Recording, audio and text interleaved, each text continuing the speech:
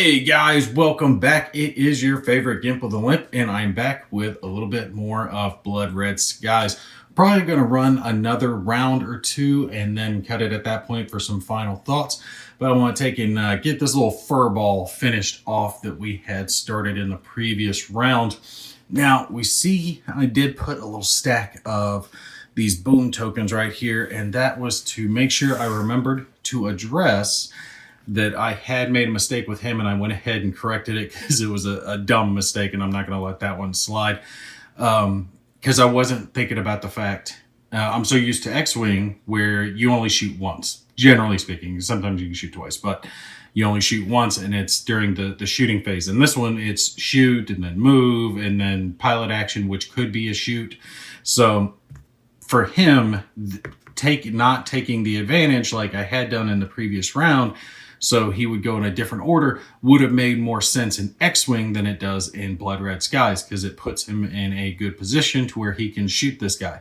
He can shoot him right at the start of his turn. There's no reason for him not to take that action. So went ahead and bumped him up to advantaged for his pilot action that he didn't take in the previous round, because I'm not gonna punish him like that.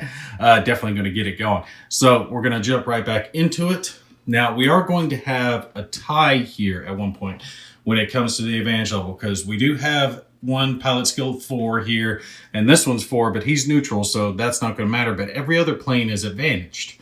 So we have a 3 with a Spitfire, and a 3 with a ME-109, and a 2 and a 2. So what order do they go in when they are like that? In that case, you're going to reference the card, and you're going to look at their speed number down here at the bottom. Unfortunately for us, both the 109 and the Spitfire are the same speed. They're both 7. So then you look at the actual speed, which is listed down. Spitfire 2 is 357, and the 109E is 354, which means our 109s are going to go second. So you start with the speed, the big number first, and then you go to actual speed, and it's fastest to slowest. So Spitfires will go before the 109s do, where they tie on pilot skill. So we're going to still be bouncing back and forth. Now, understanding that, since the Spitfires are going to go first, what I'm looking at here, that means this Spitfire is going to go before him, but he's not going to be able to do as much. He's not going to be able to get a shot going down over here because the cloud's going to be in the way. So his best chance is maybe to come down over here to shoot later. Yeah, that's what I'm thinking, because this guy's going to have to come out of this cloud at some point. But if I take with this aircraft, the pilot skill 4 caused this guy to be outmaneuvered and lose an advantage level, then it opens him up for this 109 to get right on his 6 and put a couple of rounds straight up his tailpipe. So I think that's what we're going to do with them. But the 109s, they're in a good position. They definitely got on the 6 of all of these guys. I do like, though, with this game, I'm going to keep reiterating the points that I like. The fact that your planes, when they get shot at, aren't necessarily shot down depending on their advantage state. So you're not going to be plucking your units off the board willy-nilly like you do in some of the other miniatures types games. They get to stay on the board, and you're trying to earn those boom chits. Now, you can get planes shot down in this game, of course, but you don't necessarily get your plane shot down. So you're never going to feel like you're out of the game. There's still a chance for you. All right, so let's get into it. We're going to look at our guy up here, and I know with him, we're not going to go as fast as his full speed. Let's see if we can slide this up here without bumping anything. I think that's about right. All right. Basically, I want him to move just a wee bit. Actually, I'm going to go ahead and pull this out of the way, because he's pretty much just going straight forward. And he's doing an out maneuver action. Now, do I want to turn him at all? That's the question, because he's heading down towards this cloud. He'd be behind this guy later, maybe going after him. Now, He's going to be tailed here soon. So he'll lose that bonus. Yes, yes, this is good. All right. We're going to turn him. Oh, there's so many options. We're going to turn him just a wee bit this way, just to skip the cloud. I just pulled the maneuver stick out of the way because we're close enough. Now, his action, pilot action, is going to be an out maneuver, and he's doing the out maneuver here on the 2. And he's doing that so the 2 can be shot at. So let me push him up, just like so. We don't have to roll because his pilot skill is above this 2. So he automatically out pilot skills him. Ah, perfect. That is good stuff right there. All right, so his maneuver's done. He's moved. He's done his pilot action. So now we go to this 3, then we'll go to this 3, and then we'll go to this 2, then this 2, and then this guy. This guy, that's the thing about the advantage of the initiative system. With the advantage system in this is the fact that even with a high pilot skill like this, you never see this in like X-Wing, where the higher pilot skill is going after, lower pilot skills. It's all about the pilot skill in this game, in that game. In this one, it's all about that advantage level. So looking at him, where are we going to go? What's he going to do? I think his best bet is to set up a potential shot later.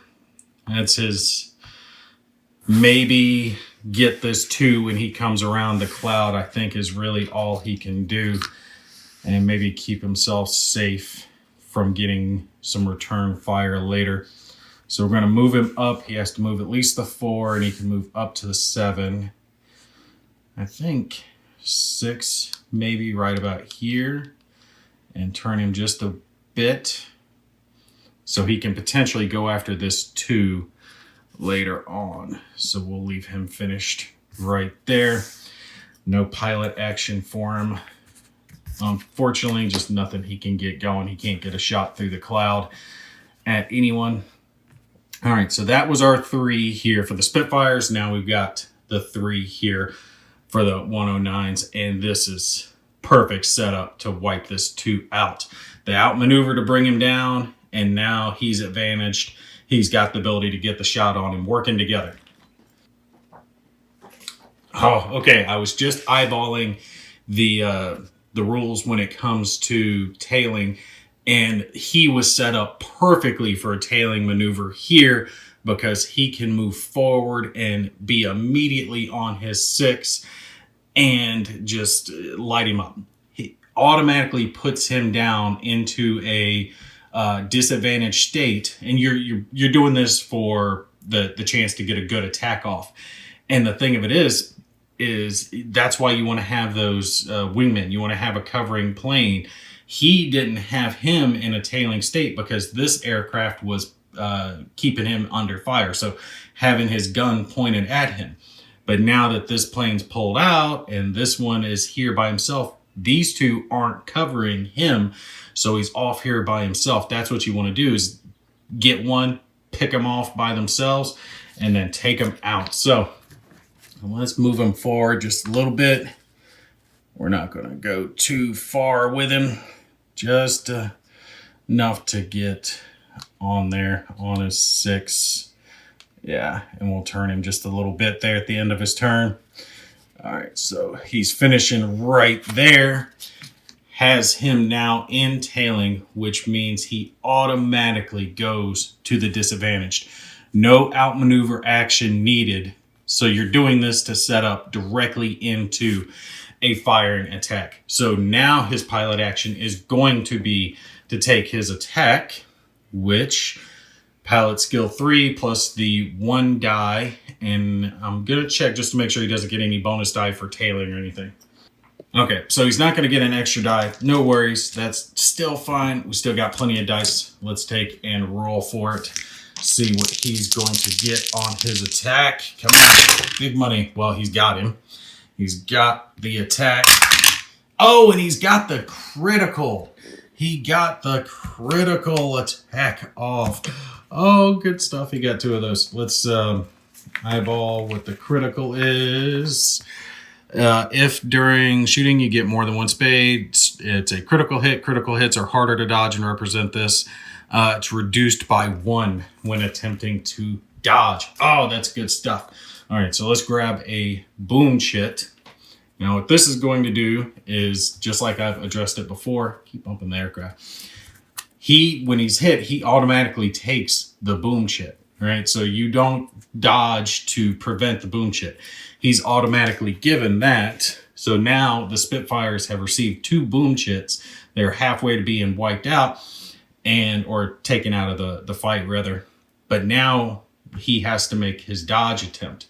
If he fails this dodge attempt with the -1 penalty he's getting for the critical hit, he's actually shot down because he's at a disadvantaged state. If he were in any other state, neutral or above, then he would just lose an advantage level. As it is, if you're disadvantaged and you're shot and you're hit and you don't dodge, that's when you're shot down. All right, so again, looking at it, our Spitfire, the agility is a 3, so 3 plus the 2 minus the 1 gets him 4 dice as well. So 4 and 4 for our attack. Let's see if he can dodge it. Oh, and he does dodge it. He gets lucky. He should have been taken out in that one, but that is all right. He is set to be messed up later on, though. And this is something that I was just thinking about, is your turn order can change from the start of the match. So that's something else you got to think about, too. If one of your planes gets outmaneuvered or shot at, you're tailed, as in this case, then he's no longer going during the advantage. He's actually going during the disadvantage. So he's moved all the way from the higher level down to the lower level. He would have been the next aircraft to activate, but as it is, these 2 are going to activate first, since his advantage level has changed so dramatically during the course of the match. That is not good for him. All right, well, that means our next aircraft is going to be the number 2 over here at advantaged, and then we've got 1 left here at neutral, and then our disadvantage. So the first thing he's going to do is going to take his deflection shot. He's shooting effectively at the side because he's not in the frontal arc. He's in the side arc of the Spitfire.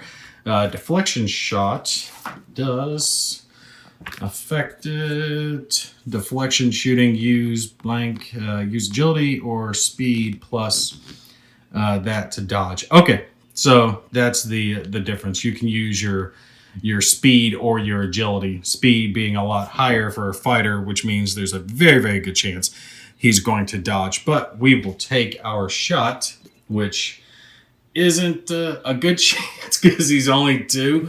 2 plus 1 is 3. We'll roll our dice and see what happens.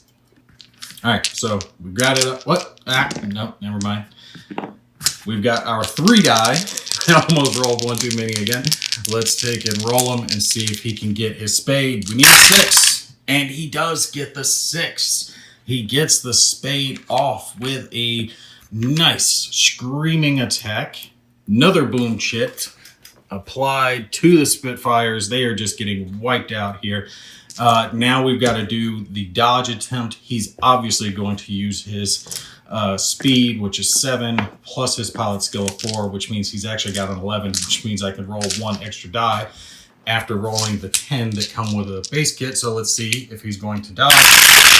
Yeah, he's definitely dodged. I don't even have to roll the extra die on it. He's good. He's uber dodged that. So he's not going to lose an advantage level, but he did receive an extra boom chit. They've already got 3. 1 more boom chit, and that's it. That would be 1 more than aircraft that they have on the board. And had they lost this aircraft in the attack, that actually would have been game at that point. So, for him, what are we going to do? I think I'm just going to bring him forward just a little bit, because I don't want him going off the board anyway. So we're going to just bring him forward, probably the minimum, and then we'll turn him the 45 degrees that he can turn. That way he can stay in the fight. Finally get to use the maneuver template. Whoop. I'm bumping it all up. I do apologize. It's harder to do this with one hand. And the reason I'm bringing him up there is that way he has to fly past him, and he can kind of keep him in the rear arc as he goes by.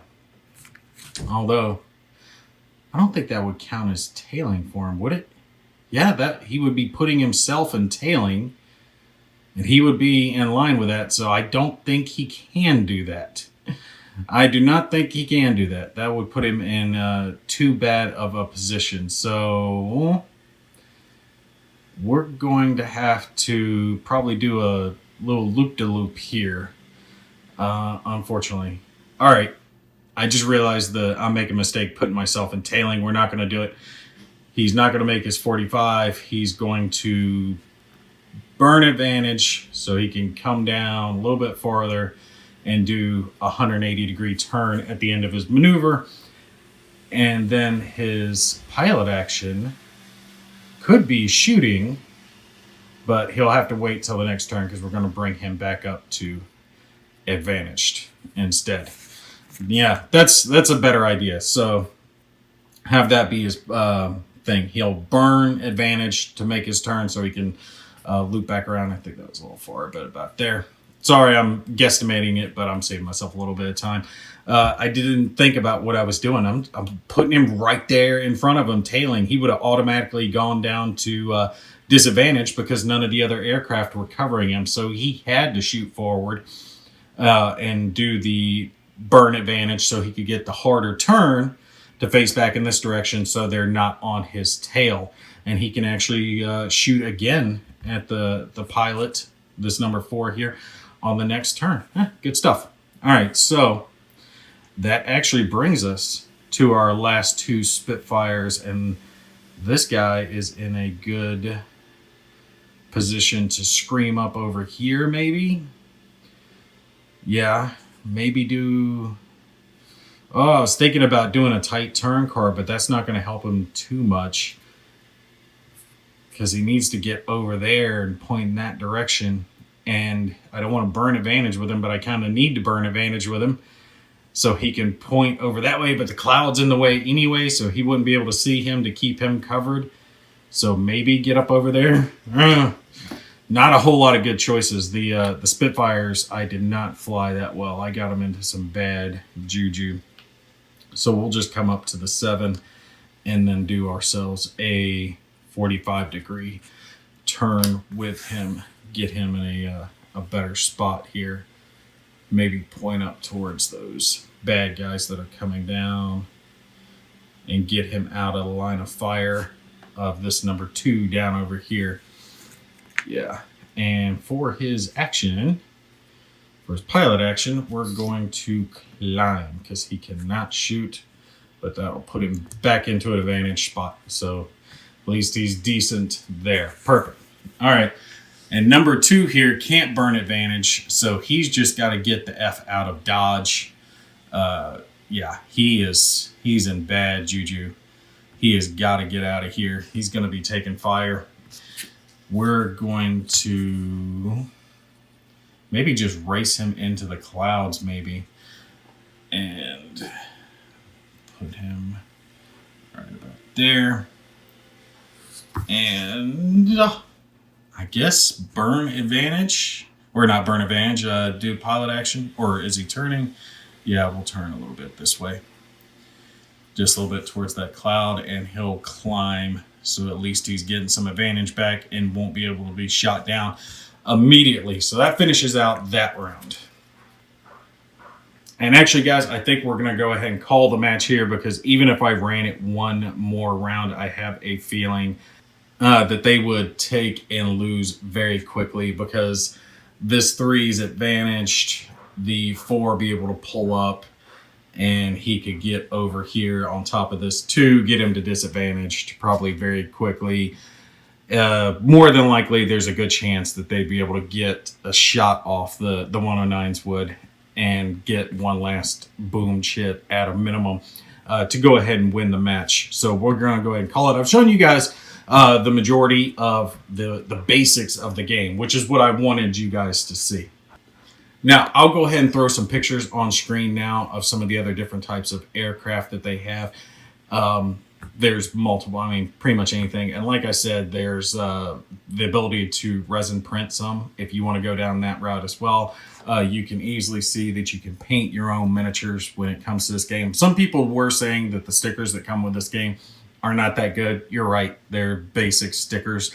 They're not decals. Although, like I was mentioning to someone in the comments, I've actually never applied one of the little water sticky decals ever in my life. I've always been so bad with stickers that I was afraid that I'd mess them up if I tried to do them. So I need to try to do decals at one point. It'll bring me up to the next level, but it would look a lot better than these basic stickers. But the basic stickers work. I mean, for a starter box that I think didn't cost me much, it was like something like 45 bucks, maybe 50. It was somewhere around there. You get plenty of game in the box to get yourself started. 6 of each one of the different aircraft. And then there are some cardboard tokens to represent bomber aircraft as well that come with it, not the actual miniature. That would have been awesome, but probably bumped the price up a little bit. The big thing for me, right, is whether or not I think this game is going to solo well. Because I think if you're into miniatures aircraft game, like competitively, you probably already got this if you've got buddies that you can play with. It really comes down to whether or not you can play this game by yourself and have fun with it. And for me, I think that's going to come down to kind of how honest you can be with yourself. Because the initiative system is there. Remember, like I was saying, when it comes to these miniatures-based games like Black Seas, you guys saw me playing from Warlord Games. Really love that game. Love the miniatures. Ships look friggin' phenomenal. But when it comes to those games, it's all about the order in which the miniatures, the ships, the planes, the peoples, the whoever it is, are going. And does it change up? Is there a chance for something different, random occurrences to happen? One of my favorite games, Course-based, miniatures space-based pirate game, right? Definitely check it out if you haven't. It's friggin' phenomenal. That game is so malleable in the way that it can be played, whether single, whether cooperatively, whether competitively. Its difficulty grows with it as you play the game, as you go through the scenario and even the campaign. That type of stuff is what you need. For this, it's all down to that advantage system. So if you can be honest with yourself and really make the best decisions for the aircraft. Now, obviously, you're going to make a mistake here or there. Things like I was doing like with this number 2, right? Where I wasn't thinking about the fact that he gets to shoot first and then move. So yes, absolutely, he'd want to pop himself up to that advantage state so he could take the shot. If you're doing that, then I think this game becomes a nice brain burner on the maneuvers that you're making, trying to kind of outthink yourself in chess, because the situation can change. The initial plan of action might not hold up, because just like happened here, a plane's advantage level can change so quickly if another one gets in there behind it. Don't think too far ahead about it, but you got to think a little bit ahead with it. You know, you're trying to get plane A up to plane B so it can shoot and be at the right advantage level. But for that to happen, you know, for A to happen, B has to happen, and then C has to happen for A to happen.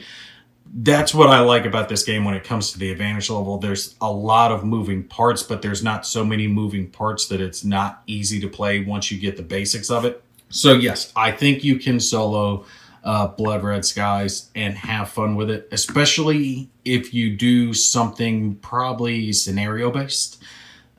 Maybe some bombers who are going after a target.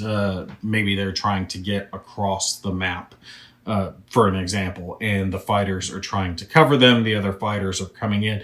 Give yourself some type of goal, especially maybe not just dogfight. You can have fun with the dogfight, but the goals, scenario-based stuff, would I think really bring this game to that next level if you're going to play it solitaire.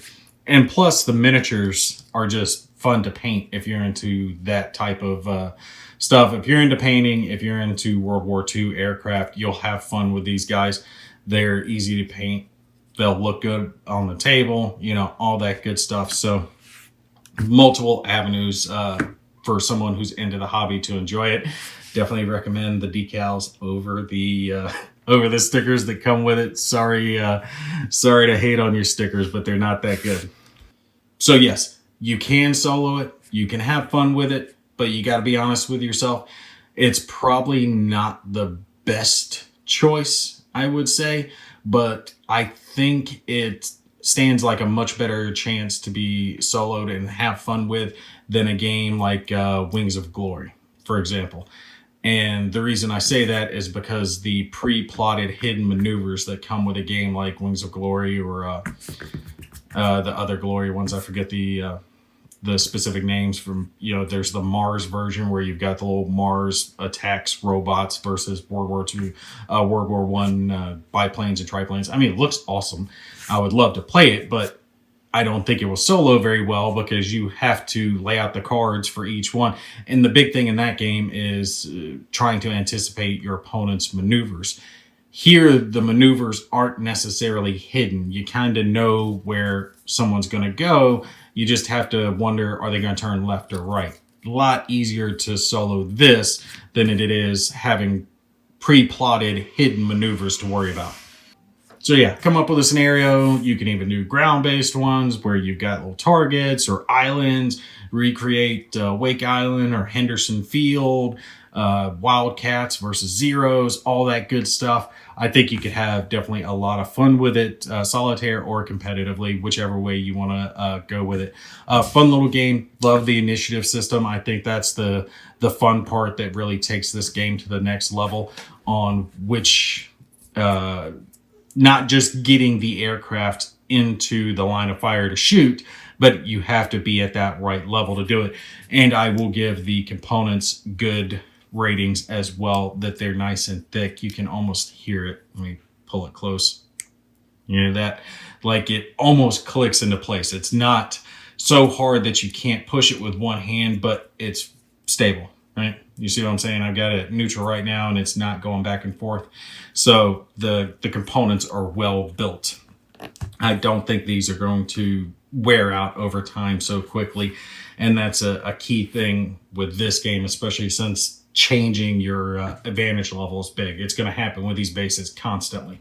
All right, but that's going to be it for me for Blood Red Skies. I do hope you guys enjoyed it. I had fun showing it off to you.